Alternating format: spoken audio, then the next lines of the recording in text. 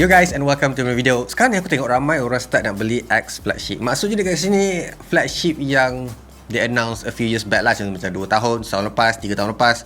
Sebab apa? Sebab dia orang tahu yang dia orang dapat performance yang bagus. Sebab obviously dia pakai processor yang kita tak mampu masa mula-mula dia keluar. At least harga dia sampai 4,000, 3,000 kan, sampai 5,000 pun ada. So is it berbalik untuk beli flagship yang lama instead of beli sebuah telefon mid-range untuk that year yang kata boleh dapat performance yang hampir sama je macam flagship yang tahun lepas? Is it true though? So sekarang ni kita akan buat perbandingan lah. Kau nak tahu juga kan apa beza mid-range processor dengan a few years back punya processor. So kali ni aku ada dua telefon yang pakai Snapdragon 888. Lepas tu yang satu lagi sebuah telefon mid-range pakai MediaTek Dimensity 8100 Max. So these both devices actually a different category, flagship ataupun X flagship. Yang ni pula mid-range phone. So without wasting any more time, kita nak tengok performance, dia punya heat issues, dia punya ketahanan bateri, macam-macam lagi dalam video ni. Let's go. Okay, pertama sekali kita nak tahu X flagship ni dia pakai prosesor apa. Untuk model ni actually dia pakai Snapdragon 888. Masa mula-mula sekali dia keluar, semua orang teruja dengan kebolehan yang dia boleh buat. Contoh macam menjimatkan bateri, powerful graphics and popular dengan 5G at that time.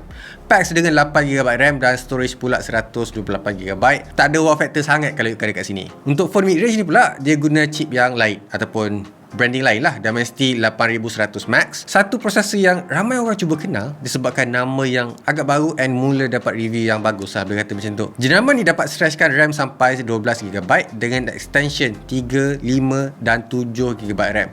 Storage ni pula 256GB standard. Comparison pertama yang kita boleh buat antara dua ni adalah dia punya operating system sama ada bagus ataupun tak. Ramai yang kata mid-range tak bagus, ramai yang kata flagship lagi bagus ataupun X flagship. Is it true? So aku akan try buka apps and buka segala features yang ada dekat dalam kedua-dua telefon ni, sama ada lag ataupun berkata flying colours. Kita start dengan X flagship yang pakai latest Android 12. Perkara yang bagus tentang sebuah flagship, diorang selalu lulus dengan berjaya untuk pastikan kita berpuas hati. Segala aktiviti, opening apps and multitasking kelihatan sangat lancar and tak ada isu sangat. Bukan benda baru dekat sini, menampakkan mereka ni selalu efisien, deliver constant performance, termasuklah buat multitask dengan sangat-sangat laju. Oppo pula dekat sini tak kurang hebatnya dengan Android 12 and ColorOS terbaru, boleh buka mata kita juga yang sistem operasi yang baru and kemas, cantik untuk mid-range. Kalau ikutkan ujian yang sama, korang sendiri boleh tengok Oppo macam memimik apa yang flagship dapat lakukan ataupun dapat buat, macam buka apps laju je, lepas tu features yang boleh berfungsi dengan sangat-sangat sempurna,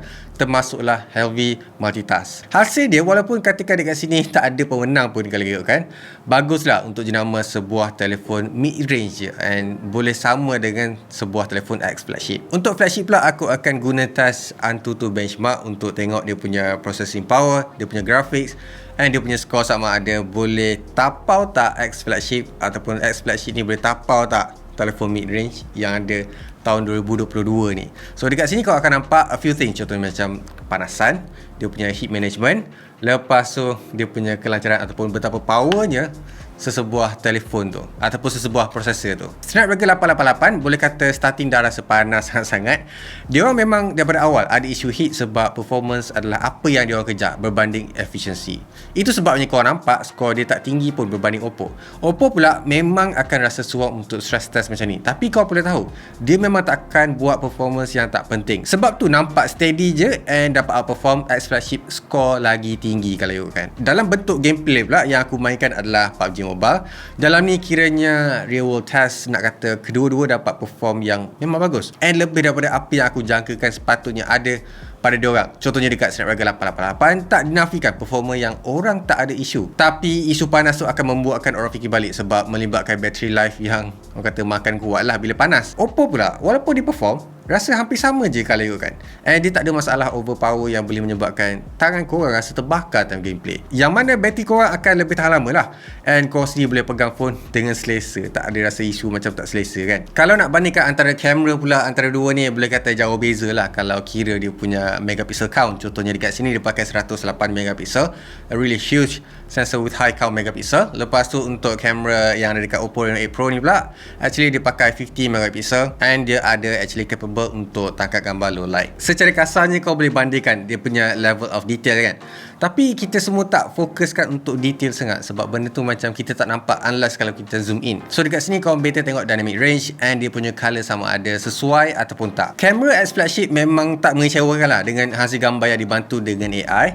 Dan juga dia punya ISP ada pada Snapdragon 888. Buatkan gambar tu nampak sangat tinggi dynamic range. Tengok pada shadow and highlight yang seimbang dan cermin yang tiada masalah distortion yang tinggi. Cara Oppo pula beza sikit sebab dia dapat boost daripada Mari Silicon X untuk proses gambar. So dekat sini kau boleh tengok hasil-hasil yang dapat Oppo hasilkan daripada gabungan tu. Oppo enablekan HDR dan tak ketinggalan. Walaupun 50MP masih boleh bagi kepuasan nak tangkap gambar. Tak kira waktu siang ataupun malam. Lagipun dia ada teknologi AI sendiri nak tentukan gambar tu sama ada warna apa yang patut menonjol. Kali ni juga Oppo dapat rakam 4K untuk phone mid range dan mampu merakam video 4K waktu malam dan lagi tajam, and obviously tajam tu maksudnya clear lah. So rakaman pula kau masih boleh nampak mampu merakam video sehingga 8K. Tapi masalah datang bila rakaman tu hanya limit 6 minit je. So benda tu sangat limited untuk guna 8K recording. So better record 4K je kalau kan. Alright, antara dua kompresor yang aku dah tunjukkan dekat korang ni, mana satu yang patut beli, sama ada flagship ataupun mid range. Aku boleh kata dua-dua telefon ni hidup pada masa ataupun diperkenalkan pada masa yang sangat berbeza cara kita fokuskan sesuatu benda tu. Contohnya macam dekat Snapdragon 888 ni, actually dia memang fokuskan untuk lagi better daripada sebuah prosesor daripada iPhone. So untuk tahun 2022 dia perkenalkan untuk menjadi lebih efisien. So dua-dua ni actually dia dapat apa yang dia nak. Cumanya bergantung pada kita nak fokuskan sama ada nak performance ataupun reliability. So kalau betul-betul nak fokuskan dekat performance, Snapdragon 888 is the one you should get. Tapi kalau korang nak yang reliability, yang lebih orang kata modern, pakai Oppo Reno 8 Pro 5G ni. Dekat sini kau akan dapat ataupun kau patut listkan dalam kau punya purchase decision. Macam biasa guys, leave a like, subscribe. So keep smiling and I'll see you guys on my next video. Bye!